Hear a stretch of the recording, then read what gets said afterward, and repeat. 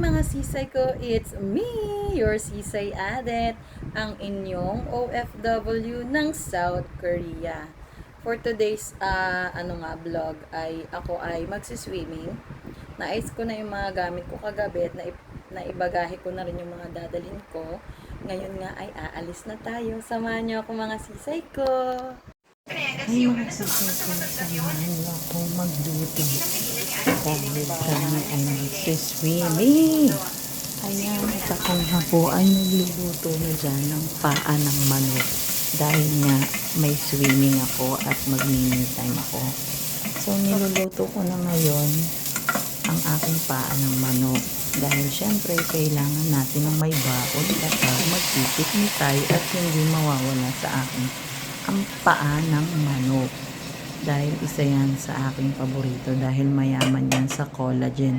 Yes po mga sisay, ang paa po ng manok sa hindi nakakaalam ay marami po yang collagen. Kaya lagi po akong kumakain ng paa ng manok para ang peg natin ay banat na banat na banat na banat. Ganun. Ayan. Malapit na nga tayong matapos at isusunod ko naman ang aking yan. Malapit na nga tayong matapos at isusunod ko naman ang aking bar. Kasi nga, ibaba. O, next ang ating kaldereta. Biyahe na tayo. At ayan mga sisay ko, ay dumating na nga tayo dito sa information at nag-add lang kami ng 50,000 won para sa heater ng aming swimming pool. Ayan nga po, at nandito na ako sa aming room. Medyo hindi ko alam na, medyo nakalimutan ko yung password ko, kaya natagalan ako dyan at inisip ko muna kung ano ba yung password ng pinto ko. At nasa harapan ko na din pala yung password ay hindi ko pa talaga siya nakita. Pasok na. Ito na nga at papasok na ako sa loob nitong pension house na pinabook ko kay Shiyun. Thank you Shiyun sa pagbook ng aking room. Ito yung CR. Medyo malaki yung CR niya at malaki din talaga yung kwarto. Tapos sobrang ganda niya talaga mga sisay na sa sobrang lawak ay aalog-alog ka talaga dahil kung hindi nyo alam, 2 rooms yan. Sa dalawang room niya may tigi-isa ding banyo at may banyo din sa labas. Tapos kompleto na dyan, nandyan na ang kutsara, nandyan na ang kaldero, pwede ka dyang magluto, kaya lang hindi ko kasi alam. Nagluto na ako sa bahay. Maganda na rin yung may baon ka. At ito na nga yung aking room. Ayan, ipapakita ko sa inyo. At ayan na nga mga sisay ko, andito na ako sa aking pinareserve na full villa. Ayan. Ito yung swimming pool. Ito yung room dalawa, pero solo lang ako, di ba? Ayan, ito yung first na room. Tapos ito yung yung dining ko. Tapos ayan, may rep siya. Ito siya, oh. Tadyan. Ito din yung second room ko, mga sisay. Ito yung second room, mga sisay ko. Oh, di ba? Solong-solong. Ito, meron kung gusto nyong mag-grill, pwede pala kayo mag-grill dito. Swimming pool. At, ayan. Ito yung public swimming pool sa baba. Napakaganda nito sa gabi. Tingnan nyo. Ayan, naayos ko na ang aking pagkain. Ilalagay ko na lang siya sa ref. Diba? Mag-solo ako pero pwede namang i-rep ulit yan. Takot magutom.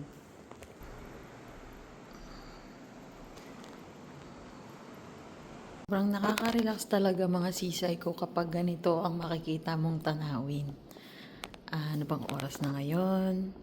4:30 na ng hapon at ang kagandahan lang dyan sa tubig ko dyan ay mainit siya. Pinabuksan ko yung heater niya para siyang jacuzzi. Tapos tingnan niyo yung kwarto ko. Tadyan! O, diba? Ako mga sisay kung pumili ng outfit ko. At syempre, samahan nyo na nga akong umaura dito, Nagpiling model nga ang sisay you addict at? nyo dahil I said maybe minsan I'll lang akong text you back. lumabas para lang You keep playing, mag-me-time I don't or chase. magpahinga I just smile and dahil walk away. napakahirap magtrabaho. Keep it on the low, keep it on the low, low. Ayan na nga at umaura-aura ako dyan. Masarap ako sa aking paliligo dyan. O, diba? Kahit wala akong kasama. Tingnan mo yung ano, sa baba. At kahit wala akong kasama, ayan, hindi ko Sobrang talagang ang makakalimutan sarap yung niyang aking pagmasdan, no? para-parmilya Pag sa nandito ka mukha. sa ganitong tanawin, talaga namang kikiligin ka at marirelax ka din. Kaya lang, hindi ko alam kung makakatulog ba ako, mga sisay ko, dahil hindi ako nakakatulog pag nasa ibang lugar ako dahil namamahay ako, mga sisay ko. Mga sisay ko, kahit nga saan tayo makarating ay hindi ko makakalimutan na aking skincare. Ang aking Centella. Centella for minimizing set. Ayan. Meron tayong toner. Meron tayong gel cream. Meron tayong ampule. And meron tayong mask stick. And syempre ang ating hera na pangmalakasan para, sa UV light, kahit saan, kahit araw. Ayan. Una natin gagawin ay itong ating toner. Kami po kasi sa Korea, hindi po kami gumagamit ng bulak. Ewan ko lang po dun sa iba ha. Gusto, yung sa nagturo sa akin ng ganito sa Korean Oniko, yung mga ate-ate ko na Korean. Tinatap-tap lang nilang ganyan yung toner. Hindi sila gumagamit ng bulak. Tapos yan. Kahit saan ako pumunta, lagi kong dala-dala tong aking Centella. Kasi, noon nung hindi pa yung ampule.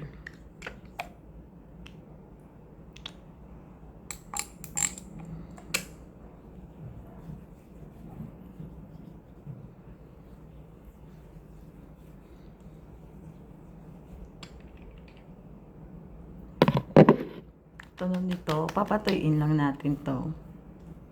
Ko namang ilalagay itong aking Hera UV light protector. Ayan. Mas gusto ko siyang ilagay sa mukha, mga sisay, kasi lightweight lang siya. Tapos ang dali niyang i-blend sa mukha. Hindi rin siya malagkit, hindi gaya ng ibang sunscreen na nagbubuo-buo. Ito madali lang siyang i-apply sa mukha. So ito yung aking mga product talaga, na skin product na hindi ko malilimutan at lagi kong kasama every time na magta-travel ako. Kaya lagi ako may dalang maleta. Ayan sila. At sa mga followers ko na masipag mag-share at mag-follow, mamimili ako ng bibigyan ng Centella. Ayan, Centella. Dahil ito ang trending. Kahit tingnan nyo dito sa TikTok, parami talagang gumagamit ng Centella. At sa US din, yung ibang mga taga-US sila ay bumibili sa Amazon, or hindi ko alam yung ibang apps na binagbibilhan nila para lang gamitin tong Centella na to. Nakalimutan ko pala i-chika sa inyo, meron din pala akong facial wash ng Centella. So, ayan mga sisay ba? Ayan, at paggabi na nga mga sisay ko, kaya ay binababa ko na ang blind ng aking bintana. Kasi ayoko nang makita ako sa labas. Opo mga sisay, kitang-kita ang kaluluwa mo dyan dahil hindi po tinted yung bintana na yan. Malay nyo naka-boarding screen ang sisay nyo at may dumaan-daan. Diyos ko po, ang paniki sisay, itago mo yan. Napakaganda talaga ng resort. Dahil nga ako ng pension house at pupunta ako ng 7-Eleven para bumili ng alak. Kasi mag-iinom ako. 3 lang ang bibili ko. Ayan, nakahanda na ang aking alak. Ayan, at hapon na nga mga sisay. Ayan, at hapon na nga mga sisay ko. Kaya ang ginawa ko dyan ay nag-swimming ang sisay addict nyo. Kaya hindi ko na naipakita ang ganap ko. Sunod naman ay inuman time. morning. Ako kasi yung tao mga sisay ko na hindi pwedeng mag-inom ng walang matamis or walang chocolate. Sobrang nakaka-relax nga mga sisay ko pag ganito ang tanawin sa kwarto no. Sobrang kinikilig ako at natutuwa ako kasi syempre pagod tayo sa trabaho, kailangan natin mag-me time. Ayan. At bukod sa may matatanaw kang dagat mga sisay ko, meron din siyang public pool sa baba. Nagbalik na nga ako ng outfit. Ayun yan sa baba. Mamaya ay pupunta tayo sa public pool doon sa baba. Ayan.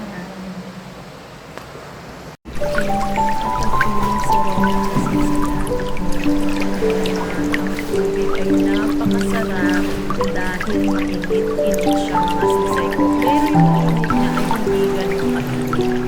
Yung tipong nakaka-relax lang sa katawan yung init niya na pwede kang magpapatawa. Ayan nga mga sisay ko at gabi na nga.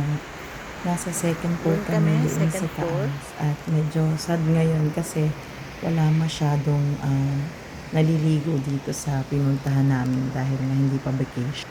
Alam mo ba na pinagod ko talaga ang sarili ko dahil alam kong hindi ako makakatulog. Dahil mahal ko ganun. Mga sisay ko, it's 3 a.m. in the morning na nga. At si sisay adik nyo ay hindi pa rin makatulog. Hindi ko alam kung bakit. Tingnan nyo ang eksena dito. Maalog-alog ako. Mamaya ang check out ko ay 11 a.m. Siguro magsiswimming ulit ako. Tapos lilinisin ko ng paunti-unti itong mga kalat ko kasi nag-inom ako. Yan nga, nag-inom nga ang sisay adik nyo at mamaya ay lilinisin ko yung mga kagamitan ko na yan, yung mga pinagkalatan ko na yan. Dahil kailangan akong umalis agad ng saktong 11. Dahil kung hindi ako alis ng saktong 11 mga sisay ko ay magbabayad ako ulit ng another ulit para sa oras na. Hindi tayo makatulog, samahan nyo akong kumain ng peach. Ayan. Bumili ako ng malutong na peach. Actually, ang peach kasi ay may mga balahibo yan. Kaya ako, kinukuskus ko siya ng Scotch Brite para makain ko pati balat niya. Kasi maganda daw sa health yung kinakain yung mga balat. So, ayan. Namugasan ko ng Scotch Brite yung mabolo kasi ito eh. Alam mo yung magaspang na maraming balahibo. Ganun siya. Kaya, kailangan natin siyang hugasan. Hindi ko alam mga sisay ko kung bakit hindi ako makatulog ha. Hindi ko alam kung bakit. Kung namamahay ba ako, nalulungkot ba ako, putik, nabuksan ko yung kalan, baka tayo dito ay mapaso. Ayan kasi katakawan.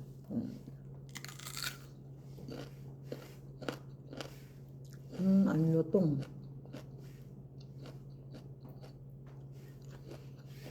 Masarap siya. Hindi siya maasim. Hindi rin siya ganun katamis. Hindi naman siya parang mangga. Hindi rin naman siya alam niyo parang bayabas. Ganun yung bagyo na bayabas. Ganun siya.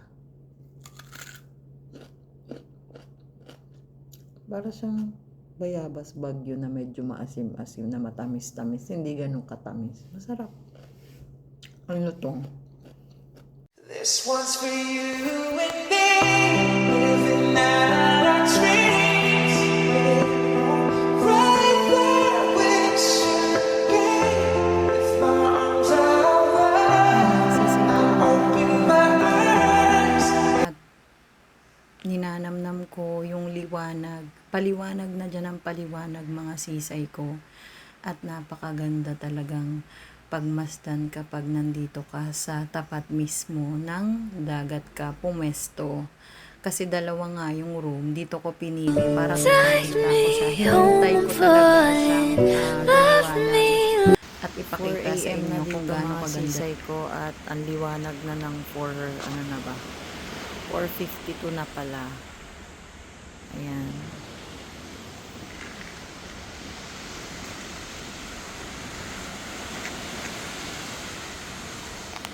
Ayan, mga sisay ko. Babalik na tayo sa reality ng buhay. Uuwi na. Bye sa aking magandang pagre-relax. Nakapag-relax naman ako, pero hindi lang talaga ako nakatulog dahil nga ang sisay addict nyo ay hindi nakakatulog sa ibang lugar. Bye mga sisay!